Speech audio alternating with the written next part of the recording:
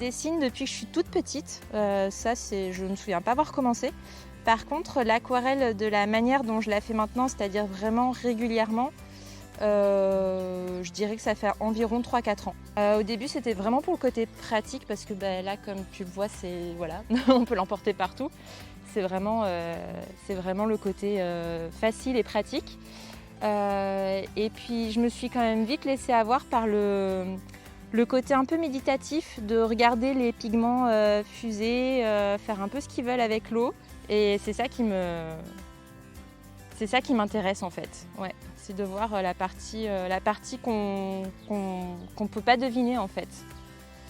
C'est ce qui va se passer sans qu'on le sache avant. J'ai une formation d'architecte spécialisée dans le patrimoine et les monuments historiques. Et ce qui explique que je me suis facilement laissée orientée vers l'illustration de patrimoine, d'architecture.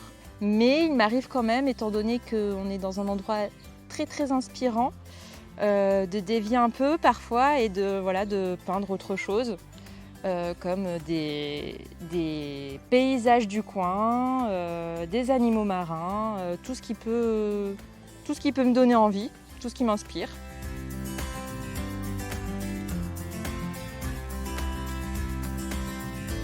Il y a quand même beaucoup de façons de faire de l'aquarelle, mais si c'est dans l'idée de faire des aquarelles d'architecture un petit peu détaillées, forcément il faut être patient, faut être observateur.